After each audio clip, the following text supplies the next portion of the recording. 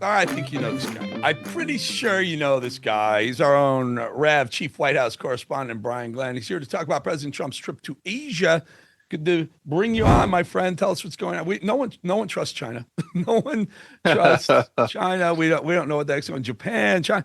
I guess we can trust Japan. Maybe Brian, I just don't trust what's going on here. And I know I Trump's know cutting deals with China. Tell us what's going on. What's the latest? they are. He's midway through this Asia trip. Now we saw what happened in Malaysia. He had a rare earth minerals deal that he had there, and then of course he solved a war. Ended Cambodia and Thailand were tangled up. He ended that war as well. And then he was on to Japan a little bit earlier today, and of course met with the new prime minister there, the first female prime minister of Japan, where she pledged. This is one way you can trust him, Eric. 250 cherry blossoms trees to the president in Mm. honor of the 200th anniversary of our country. I thought that was a great gesture.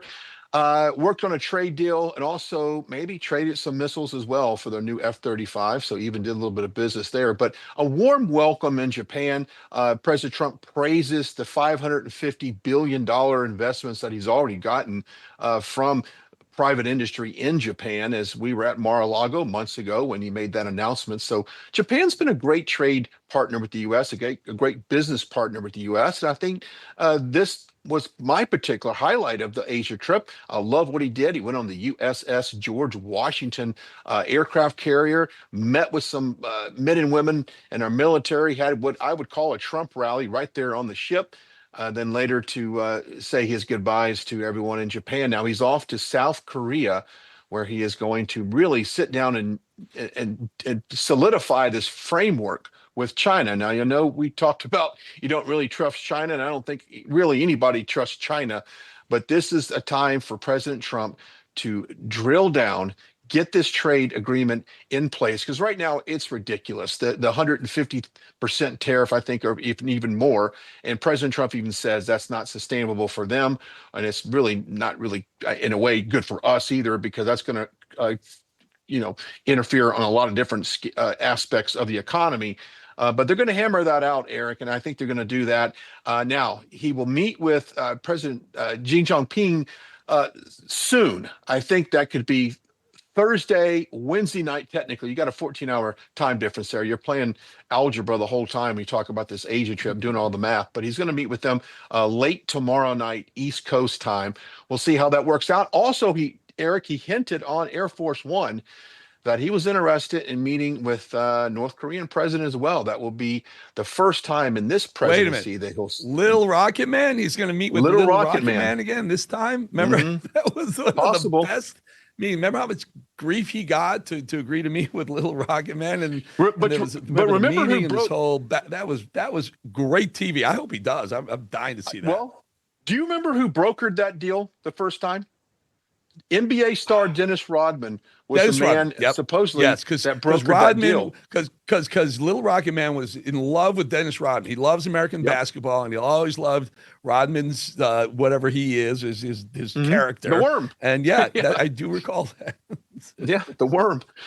So he brokered that deal. So he met with him 3 times, which I had no idea back in 2016 it was that many times. But this would be his first time. So we'll see if they add on a stop in North Korea for that. But he's anticipated to be back late Thursday night there at the White House, where they'll have their Halloween festivities on the South Lawn. But all in Oh, all, these rare earth mineral he should deals, Eric. Trump should dress up as Little Rocket Man for Halloween. Can you imagine how amazing that would be? Yeah. That would Sorry. be that would be something else, and I can only imagine how the media would have fun with that between the ballroom and him dressing up as Rocket Man. I can just read the headlines right now.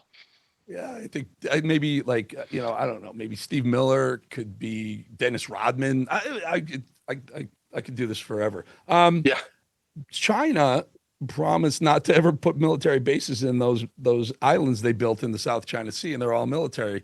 Does this come up as part of negotiation, or is this strictly tariffs on Thursday if they do end up getting to that meeting? I think it's strictly tariffs, Eric. I really do, because it is, you look at China and US, the trade agreement we have. I mean, we are two mega countries. We do a lot of business with one another, and we can't afford to have these insane tariffs applied on us as well. As you can imagine, the cost of everything. I mean, from a dishwasher to a laptop computer, everything, for the most part, semiconductors and things come from China. A lot of medicine comes from China. Pharmaceutical industry has a big district there in China. So I think it's going to be specifically on tariffs themselves, and really to put the markets at rest. But Eric, you've been following the markets. Every time I get up and I see the ring of the opening bell, and at the end of the day, I'm like, wow, we're at another high on the Dow. It continues to climb. So if the market has some certainty, and you know more about this than anyone, but if the market has some certainty on these tariffs, exactly what they look like moving forward, and there's a handshake deal, there is two thumbs up, I think the market takes off, because that would take out any mystery on what the end, how this tariff trade-off ends up. The big kahuna has always been China in the tariff war. Let's call it tariff war. And you do get a handshake on tariffs, and I would agree. I think the market is pricing that in already. I'll tell you what else is happening.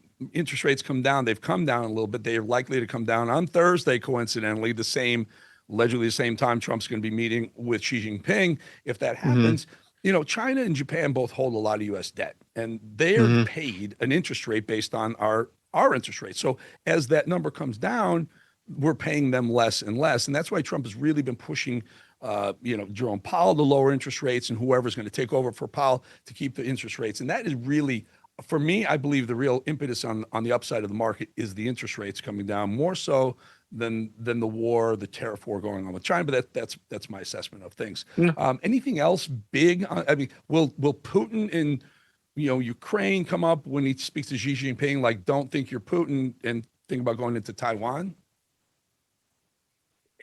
Possibly. It's interesting when you look at all the things that are going on right now, between Ukraine and Russia. And of course, you got today was announced that Benjamin Netanyahu had released a strike in the Gaza area in response to Hamas breaking their ceasefire.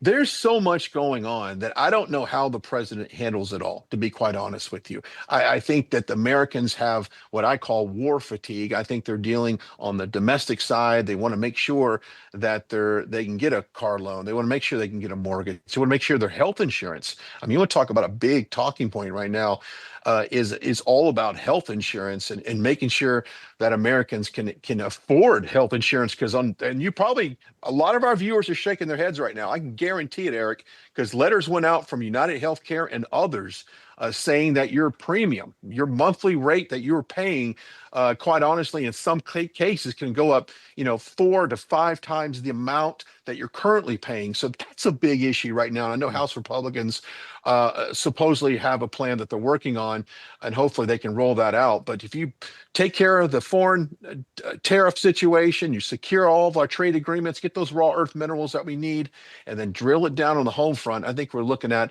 a good start to 2026. But I don't see how President Trump does it. So for Halloween, maybe this is the first holiday he takes off. He walks out and says, "Trick or treat, here's some candy. I'm going to bed because I've been in Asia for 5 days and I'm ready to have a day off." He doesn't sleep. The guy has more energy than anyone I've ever come across, especially a politician. Does Trump like Chinese food?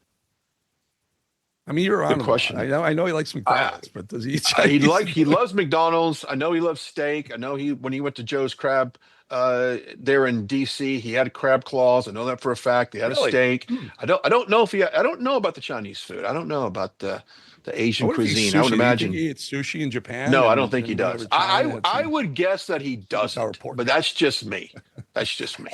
I think he's a steak and French fry steak. True story. I was called to the Oval Office once. I get into the Oval. Margot lets me in the Oval, or was it Margot? I can't remember who was someone's sitting at the desk right outside the Oval Office. She's going, boss is waiting for you to walk in. He's in that reading room, which is down a little hallway. Walk down the hallway. Ivanka's in there. She says, "Hey, Bolling." She leaves, and Trump is eating a bowl of French fries with ketchup. He had a bowl of French fries and a bowl of ketchup, and he took one French fry, dipped it in the ketchup, and then it was a throwaway bowl because he didn't eat the French fry that had his finger on it. The guy is like, he knows what he likes. So yeah, I'm gonna guess no sushi and probably no sweet and sour pork for the president on this Asia trip. Just guessing here. No, and no sake bombs either. He's not taking any sake bombs as well. Doesn't know what Which, he's by missing, the way, Brian doesn't know what's what that? he's missing. He doesn't know what he's missing.